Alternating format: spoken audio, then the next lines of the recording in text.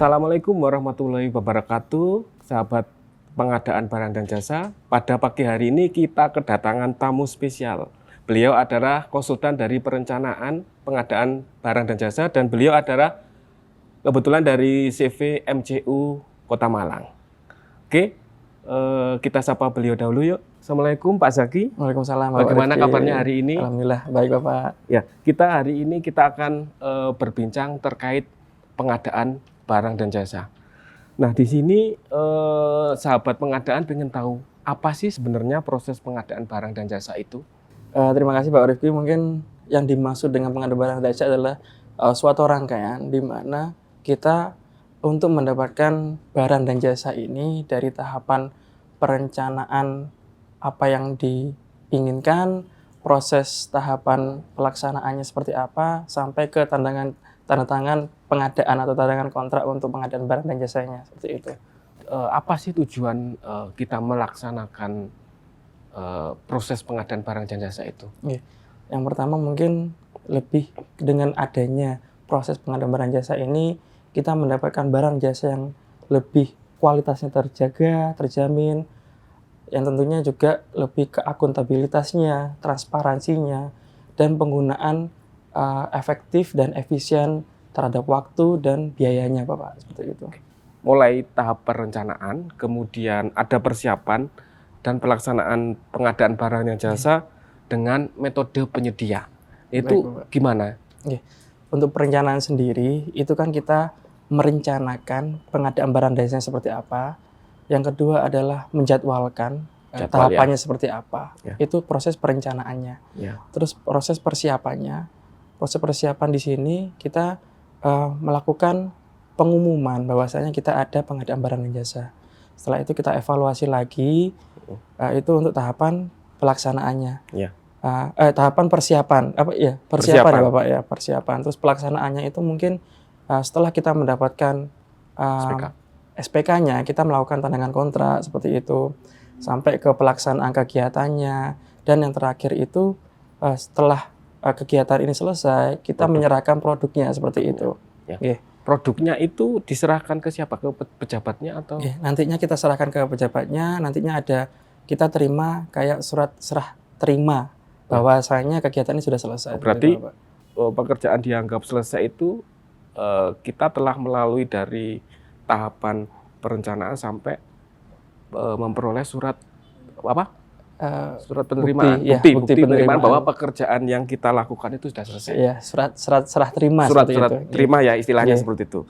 Bagaimana kalau dari swakelolanya itu bagaimana Pak? Apakah prosesnya itu sama ataupun ada perbedaannya? Pastinya kan di Perpres itu kan berbeda. Bisa Bapak Zaki ceritakan? Oke, mungkin begini Pak, studi kasus yang pernah kita kerjakan biasanya, contohnya itu mungkin ada MOU, LPPM atau Universitas Unitri ini, itu bekerjasama dengan Kota Malang. Biasanya menandatangani itu Rektor Unitri dengan kepala daerah di suatu kota, yaitu kalau misalnya Kota Malang berarti Wali Kota Malang. Bupati ya Pak ya Zaki ya? Seperti itu Bapak. Jadi setelah kita dapat MOU, kita bisa lanjut ke proses pengadaan swakelolanya, seperti itu Bapak. Perpres yang terbaru itu kan ada metode ya. Jadi metode yang digunakan dalam pemilihan penyediaan barang jasa. Kira-kira apa saja sih metodenya yang digunakan sesuai dengan peraturan tersebut? Ya mungkin menurut PP tadi itu Bapak, yang metode-metode dalam pelaksanaan pengadaan barang dan jasa itu ada 4 Bapak.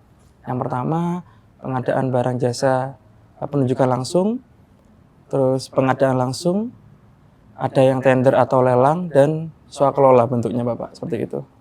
Adakah syarat ya yang digunakan dalam metode pelaksanaan tender itu? Apakah ada syarat-syarat khusus misalnya terkait pagu anggarannya ataupun terkait dana yang batasan dana? Ada nggak Bapak Zaki?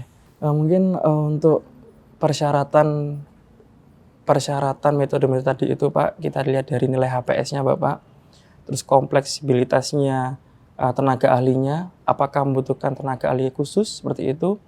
Yang ketiga itu lebih ke apakah proyek ini proyek khusus atau proyek hanya proyek untuk bukan khusus seperti itu Bapak. Mungkin itu yang menjadi persyaratan menentukan metodenya tadi itu Pak. yang perlu diperhatikan apa sih ketika kita akan memasukkan, kita akan mengikuti sebuah pengadaan barang jasa itu? Mungkin bisa diceritakan atau bisa memberikan tips kepada sobat pengadaan supaya kita misalnya yang pemula ini bisa memenangkan tender tadi sesuai dengan perpres gitu. Ya, baik Bapak, terima kasih. Jadi yang pertama kita harus mengevaluasi dulu, melihat atau mempelajari kira-kira dokumen atau dokumen yang dikualifikasi seperti apa. Itu dipelajari di mana? Di kerangka acuannya ya? Biasanya kita kan tahapannya kan sudah ada Bapak. Biasanya tahapan kerangka acuan itu tidak keluar dulu Pak di awal. Oh iya. Akan tapi nanti setelah kita lolos ke tahapan pertama, kita kan biasanya kan tahapannya itu pertamanya kan kita lihat dari kita ngajukan dulu pengalaman perusahaan. Kalau itu prosesnya lolos, KAK akan muncul Pak. Berarti pengalaman perusahaan diajukan dulu. Ya, seperti itu. Apakah sudah sesuai dengan kualifikasi yang diinginkan? Nah, ketika sudah lolos nantinya KAK akan muncul nantinya Pak. Bisa di-download. Di sana kita bisa lihat tenaga ahli yang dibutuhkan apa saja, pengalamannya apa dan sebagainya. Nantinya di situ kita pelajari, kita gunakan tenaga ahli yang apa nantinya untuk pelaksanaan ini. Yang terutama yang pastinya yang kompeten Pak, yang sesuai dengan tenaga ahli, mungkin S1, S2 dan berpengalaman di bidang sejenisnya seperti itu. Iya. Yang kedua, kita buat usteknya Pak, metodologinya. Ustek itu apa Pak? Usulan teknis seperti itu nantinya. Teknis. Usulan teknisnya kan kita nanti upload di dokumen penawarannya. Di sana dari ustek ini kan kita bisa lihat nantinya semisal kita menangkan kegiatan ini atau biasanya kan kita ke konsultan Bapak, kajian seperti itu. Apakah metodologi ini bisa sesuai awalnya sesuai KAK, dan kita apakah ada nantinya dari kita inovasinya. Yang terpenting berarti inovasinya itu yang kita tambahkan ya. Seperti itu. Itu mungkin salah satu tipsnya. Yang kedua itu terkait setelah ustek atau metodologinya kita susun, kita akan menawarkan pasti lebih ke harganya Pak, seperti itu. Dari anggarannya itu dari anggarannya. Apakah kita yang tawarkan itu sudah sesuai dengan apa yang diinginkan dan kualitasnya mungkin dengan pengurangan penawaran ini tidak meninggalkan kualitas yang kita ajukan seperti itu Bapak. Oh, berarti itu nanti semua penyedia itu misalnya yang sistem tender itu lewat LPSE ya supaya transparan ya? Benar. Nah, sekarang kita menginjak ke tata laksana. Jadi tata laksana ini meliputi dari bagaimana proses pelaksanaannya sampai kita menghasilkan atau tanda tangan kontrak. Pak Zaki, informasi dasar apa yang harus disertakan dalam dokumen proses pengadaan barang dan jasa itu? Dokumen-dokumen yang harus dimasukkan, yang pertama kita harus mengetahui identifikasi organisasinya Bapak, seperti itu. Yang kedua terkait jenis barang dan jasanya, berupa apa, seperti itu Pak. Yang ketiga adalah metode pemilihan penyediaannya. Terus yang keempat adalah persyaratannya nantinya apa saja atau kualifikasinya apa saja. Terus yang kelima terkait jadwal pelaksanaan Bapak. Ya tentunya pasti ada jadwalnya. Ada jadwalnya seperti. Jangan sampai melebihi ya jadwalnya. Benar Bapak, seperti itu. Ketika kita sudah melalui proses pengadaan ya mulai dari perencanaan sampai akhir, tentunya kita akan sampai ke dokumen kontrak. Nah, sahabat pengadaan ini di sini ingin tahu apa sih dokumen kontrak itu sebenarnya? Apakah hanya berupa dokumen biasa atau yang seperti apa kira-kira? Ya, Pak. Ya mungkin saya akan terangkan terkait dokumen kontrak itu nggih, Pak. Dokumen kontrak adalah suatu dokumen di mana isinya itu kesepakatan antara dua pihak, yaitu penyedia dan pemberi barang dan jasa, seperti itu, Pak. Atau pengguna ya, pengguna barang dan jasa. Di sana terdapat mengikat dasar hukumnya dalam pelaksanaan kegiatan barang dan jasa, Bapak. Berarti harus kita sebagai penyedia ataupun sebagai yang mempunyai anggaran harus mempunyai dokumen kontrak itu supaya legal ya? Ya. Tujuannya apa sih kok dibikin dokumen kontrak itu? Ya. Tujuan dari adanya pengadaan dokumen kontrak yang pertama melindungi dua pihak, Bapak. Yang pihak pengguna, pihak pemberi jasa, seperti itu. Yang kedua adalah dalam dokumen kontrak ini kita tahu apa saja yang kita kerjakan. Berarti kewajiban dan kewajiban haknya seperti itu. Yang ketiga adalah jika terjadi sengketa atau terjadi force majeure-nya, nantinya itu sudah dituangkan dalam dokumen kontrak. Jadi dengan ada dokumen kontrak ini, waktu ada sengketa kita lebih ada pegangan seperti itu, Pak. Ya berarti supaya antara kedua belah pihak merasa nyaman ya jika terjadi sesuatu seperti itu, Pak Zaki ya. Hal-hal apa saja sih yang harus kita perhatikan, misalnya kita sebagai penyedia yang akan melaksanakan pengadaan barang jasa? Pastinya untuk penyedia sendiri, nggih, karena kita lingkupnya sebagai penyedia, Pak. Jadi yang pertama kita harus kompeten dulu di sana. Ada acuan nilainya berapa di sana, kira-kira dengan nilai seperti ini kita tawarkan, apakah sudah, pertama kualitasnya, penawaran yang kita tawarkan ini tidak mengurangi kualitas yang kita tawarkan, seperti itu, terus tidak terlalu rendah, dan bisa berkompetitif dengan konsultan lainnya, Bapak, seperti itu, Pak. Berarti benar-benar ketika kita akan tender, berarti kita harus melihat tenaga ahli yang dibutuhkan apa di kerangka acuan, kemudian anggarannya berapa, seperti itu ya? Benar. Kalau terkait pengalamannya bagaimana supaya kita bisa, istilahnya kita bisa lolos, kan nanti ada tahapan tadi, ada tahapan dari kita mempersiapkan, ada proses sampai dengan penandatanganan kontrak seperti itu. Ya, pertama kita pelajari dulu, Bapak. Yang tadi saya sebutkan, kira-kira kebutuhannya apa. Yang kedua adalah melihat apa saja tenaga ahli yang kita butuhkan, kompetensinya seperti apa, yang kita akan tanamkan atau yang kita diajukan seperti itu, Pak. Kalau tenaga ahli itu kita melihatnya bagaimana ya, atau di LPSE-nya itu atau bagaimana? Berapa kebutuhan tenaga ahli yang dibutuhkan dalam proses pengadaan itu?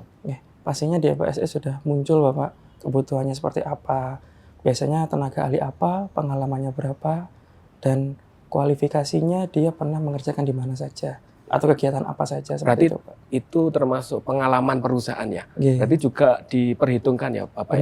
Benar, Bapak.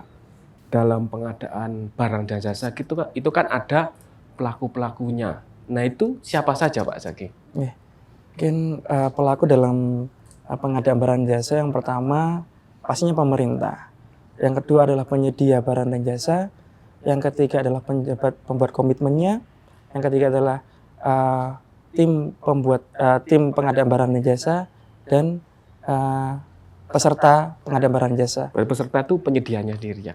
Peserta ini yang mendaftar, Bapak. Oh ya. Jadi penyedia yang mendaftar suatu kegiatan. Ya, suatu kegiatan ini seperti itu, Bapak. Tentunya masing-masing pelaku itu kan mempunyai peran sendiri-sendiri ya. Benar, jadi sesuai dengan seperti Bapak Zaki katakan di Perpres yang terbaru itu nomor 12 tahun 2021 ya. Benar, Pak. Oke, terima kasih. Mungkin perbedaannya dulu ya antara penunjukan langsung, pengadaan langsung, dan sistem tender itu apa? Supaya sahabat pengadaan ini tahu. Gini, Pak. Jadi pengadaan langsung itu biasanya itu kita melalui tender, Bapak. Ya. Biasanya batasan-batasannya konsultan dan kontraktor berbeda. Ya. Kalau kontraktor itu maksimal di angka pagu atau HPS sekitar 200 juta. 200 juta ya. Oke. Kalau konsultan itu maksimalnya 100 juta. Ya. Di atas itu kita melakukan pengadaan tender, Pak, seperti itu, atau lelang. Sedangkan penunjukan langsung tadi itu biasanya kita gunakan pada saat kondisi khusus seperti itu. Mungkin bencana. Karena bencana ini misal terjadi kayak kondisi bencana alam, banjir yang di Batu itu, jadi kan kita butuh cepat. Jadi mungkin kayak pengadaan bantuan-bantuannya dan sebagainya, itu kita terapkan pengadaan barang jasa itu berupa penunjukan langsung, seperti itu, Pak. Pengguna anggaran itu menunjuk calon penyedia langsung mengerjakan kegiatan itu ya? Berarti tanpa adanya proses ya? Karena benar. Butuh memang kebutuhan khusus, butuh cepat ya gitu ya? Ya, benar. Sedangkan pengadaan langsung kan prosesnya ya hampir sama dengan tender atau lelang, tapi kekurangannya untuk pengadaan langsung ini mungkin kurang transparansi, terus kurang kompetitifnya seperti itu, Bapak. Berarti memang yang yang digarisbawahi adalah adanya kebutuhan khusus itu ya, Pak ya. Demikianlah obrolan kita dengan Bapak Zaki terkait pengadaan barang dan jasa. Semoga bisa bermanfaat bagi sobat pengadaan. Terima kasih untuk Bapak Zaki telah hadir. Semoga kita bisa bertemu di lain kesempatan. Salam pengadaan.